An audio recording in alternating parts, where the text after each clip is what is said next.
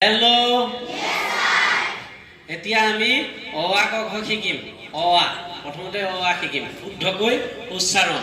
উচ্চাৰণ শুদ্ধ হলে আমাৰ লিখা শুদ্ধ হ'ব। মানে এটো ই যদি হ্ৰস্ব কবই লাগে হ্ৰস্ব বানানটো শুদ্ধকৈ কবা। হ্ৰস্ব ই কোমলকৈ ছুটিকৈ হ্ৰস্ব ই দীৰ্ঘ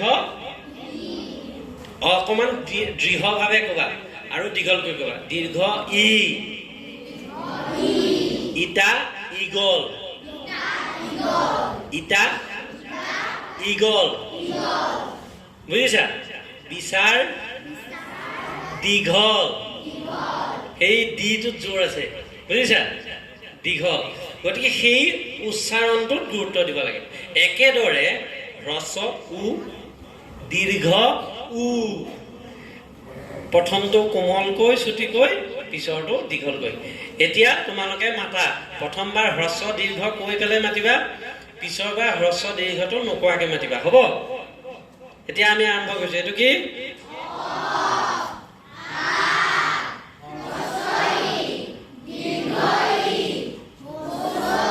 হ্ৰস্ব উ দীৰ্ঘ উ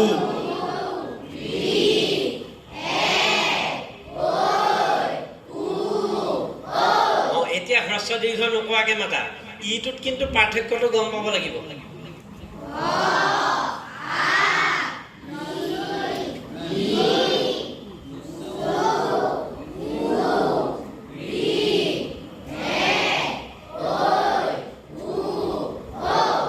এতিয়া তোমালোকে মাতা এইটো কি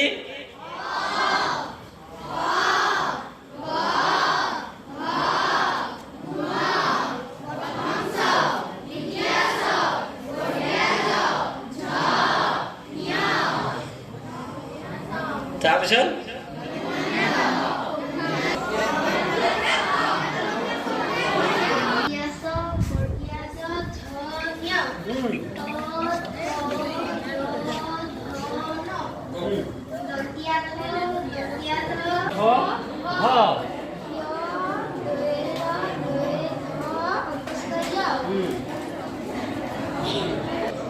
অনুসাৰ বিসৰ্গ ছন্দ কিন্তু বঢ়িয়া আচলতে নামাজ পাইছে তোমাৰ নামটো কি অবিনা অবিনাহে পাইছে নে খ গ ঘ উঙ খ উঙৰকে উঙাল খঙাল হয়নে নে খঙাল খঙাল নথাকে না উঙল না উঙল আকৌ উঙ বুলি কৈছা না উঙ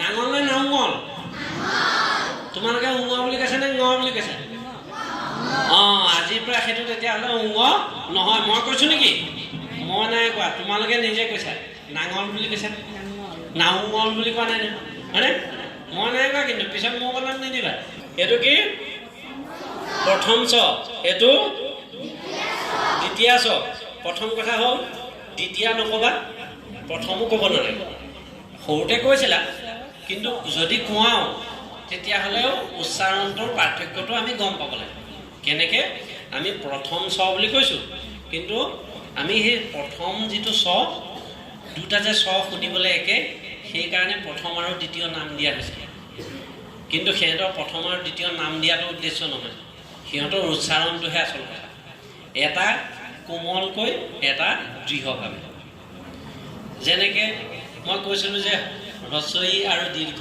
ইৰ ক্ষেত্ৰত কৈছিলোঁ এই একেদৰে এইটো কি এইটো ছ চৰাই এইটো ছ ছাতি ছ ছ ছ ছ মানে এই আমি যে ইংৰাজীত লিখোঁ ইংৰাজীত লিখিলে এইটো যিটো এইটো এইটো ছ ছ ছ কোমলকৈ ছ চৰাই দোলনি ছ আৰু এইটো কি ছাতি এইটোৰ ক্ষেত্ৰত এছ হয় আমি যেতিয়া ইংৰাজীৰ পৰা অসমীয়া আখৰ লিখিব লাগে ইংৰাজীৰ বানানৰ পৰা তেতিয়া আমি সদায় কি কৰিম আজিৰ পৰা প্ৰথম ছ দেখিলে চি এছ দেখিলে প্ৰথম ছ দিম আৰু এছ দেখিলে দ্বিতীয় ছ দিম বুজিলা গতিকে উচ্চাৰণটো আন্তঃৰাষ্ট্ৰীয় ধ্বনিলিপি অনুযায়ী এনেকুৱা ওচৰ চপা চি এছৰ ওচৰ চপা প্ৰথম ছ আৰু এছৰ ওচৰ চপা দ্বিতীয় ছ গতিকে ছটো অকণমান জোৰ দিবা হ'ল এতিয়া কি ক'বা প্ৰথম ছ দ্বিতীয় ছ তাৰপিছত এইটো কি বৰ্গীয় জ বৰ্গীয়া বুলি কৈছে তোমালোকে বৰ্গীয়া নক'বা বৰ্গীয় ক'বা এইটো বৰ্গত আছে কাৰণে বৰ্গীয় এইটো কি ঝ ঝ ঝক ঝক ঝক ঝক ৰেলগাড়ী যায় এইটো ঝিয় বুলি নক'বা নহ'লে ক'ব লাগিব কি ঝিয়ক ঝিয়ক ঝিয়ক ঝিয়ক বুলি ক'ব লাগিব হয়নে সেইটো কাৰণে ঝ বুলি ক'বা ঝ এইটো কি ঝ ঝ তাৰপিছত এইটো কি নিয় নিয় ক'লে গ নিয় থাকে নিয়া গনিয়া প্ৰথম চতকে আছে নিয়ৰ চিনিয়ৰ হয়নে কি চিঞৰ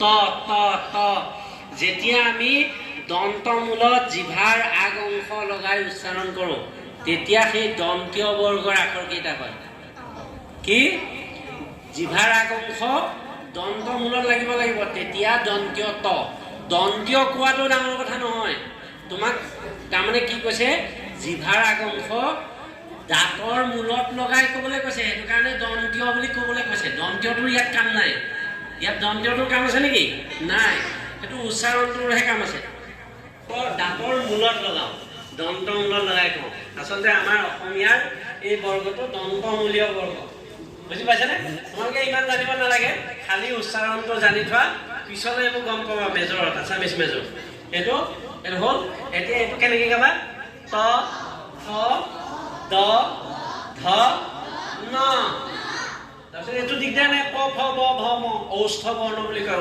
উঠে লাগে আৰু সেইটো কাৰণে চাবাচোন আমি সকলোৱে আটাইতকৈ আগত শিকোঁ সেইটো কাৰণে কিচালে চালে কয় নে নাই সেইটো কাৰণে সিহঁতে একো নজনাকৈ কৈ দিয়ে মামা মামা মাম্মি মাদাৰ মম চব মহ সেইকাৰণে বিশ্বত যিমান মাদাৰ আছে চব মহ সেইটো কাৰণে প্ৰথমতে মাতিব পাৰে কাৰণে অন্তস্থ জ এইটো মন কৰিবা দেই এতিয়া বানানৰ কথাটো আহি যাব ইয়াত এইখনৰ পৰা ভালকৈ চাবা বানানৰ কথা আহিব দেই অন্তস্থ জ এইটো আগস্থ জ এটা আছে নেকি আছিলে বৰ্গীয় জটো আছিলে সেইটো কাৰণে অন্তস্থ জ বুলি কৈছে বাৰু তোমালোকে এটা কথা কোৱাচোন জটো কোনোবা এটাৰ ভায়েক কাৰ ভায়েক ইয়াতে আছে ককায়েকটো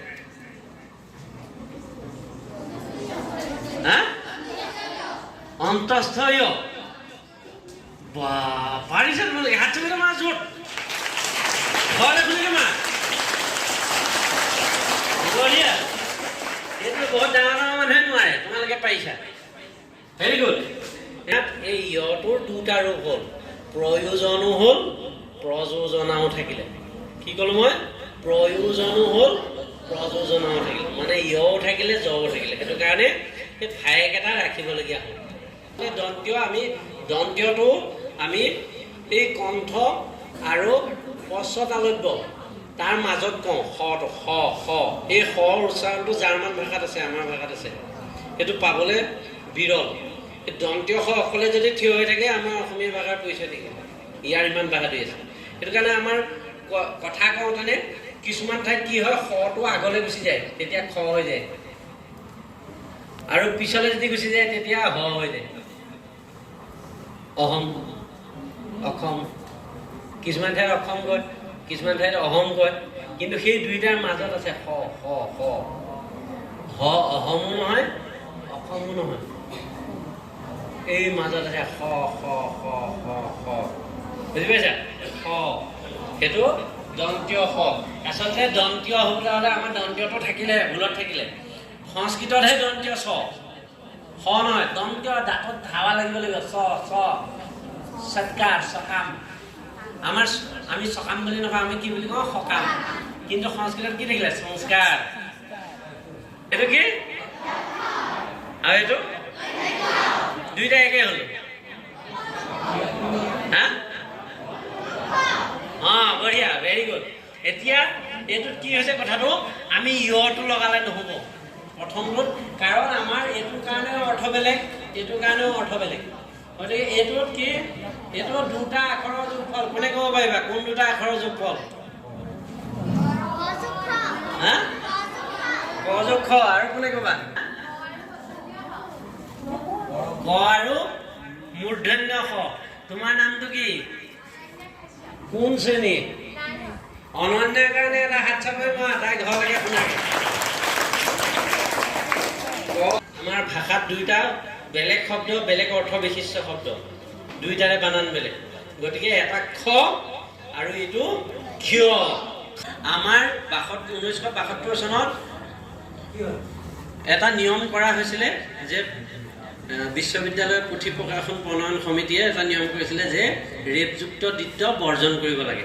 ৰেপযুক্ত দ্বিত্ব যিবোৰ আখৰত একে আখৰ দুটা আছে, যুক্তাক্ষৰ আছে, তাৰ ওপৰত ৰেপ আছে, তেতিয়াহ'লে আমি দুটা আখৰ সলনি এটা লিখিলেও হ'ব। এইটো আছিলে বিধানটো। যেনেকৈ পৰ্বত, পৰ্বত বুলি নকলেও হ'ল, পৰ্বত বয়বব্য নকলেও হ'ল, তাত পৰ্বত কৰিলে। একেদৰে কাৰ্য, সূৰ্য। গতিকে ইয়কাৰ দিব নালাগে। সেই বিধিটো খাটিব নাই নেখাটে? যদি জকাৰ বুলি ভাবোঁ তেতিয়া খাটিব, যদি ইয়কাৰ বুলি ভাবোঁ নেখাটে। ডিক্সনেৰীবোৰত চাবাচোন, ইয়কাৰটো আঁতৰাই দিয়া নাছিল। ইয়কাৰ থকাটোও ৰাখিছে, ইয়কাৰ নথকাটোও ৰাখিছে।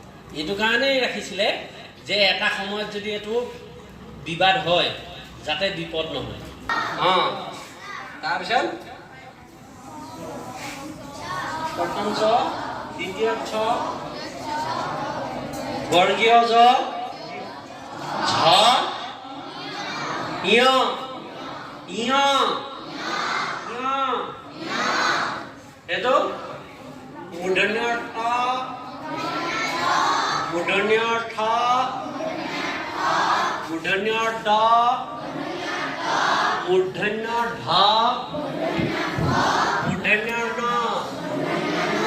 ন, ন, ত, থ, দ, ধ, ন, প, ফ, ব, ভ, ম, অন্তঃস্থ জ, ৰ, অন্তঃস্থ, অন্তঃস্থ মানে মাজত থকা, অন্তঃস্থ, অন্তঃস্থ জ। এইটো এনেকুৱা স্থ মানে থকা, অন্তঃ মানে অন্তঃস্থ জ, ৰ, ল, ৱাব। হা? ৱাব ক'লে জেল হ'ব দেই। সেইটো কি? সেইটো তালব্য খ, মূৰ্ধন্য খ,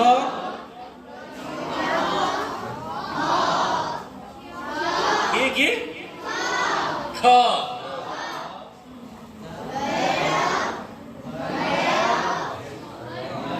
কি হেৰ হ, হেৰ হ, ইয়, খণ্ডত। আজিবা সেইটো ব্যঞ্জনটো নহয়, সেইটো ব্যঞ্জনটো নহয় নেকি? সেইটো স্বৰত নেকি? এই এহেঁত দুটা ব্যঞ্জনটো হয় নহয়? এহেঁত দুটাক যদি ব্যঞ্জনটো বুলি নকয়, ইয়াক অকলে কয়, ই পিটন দিব নাই, কাজিয়া লাগিব নাই? সেইটো কাৰণে নকবা। এইটো কি? খণ্ডত। ইয়াৰ খণ্ড, খণ্ডত অনুস্বাৰ বিসৰ্গ চন্দ্ৰবিন্দু।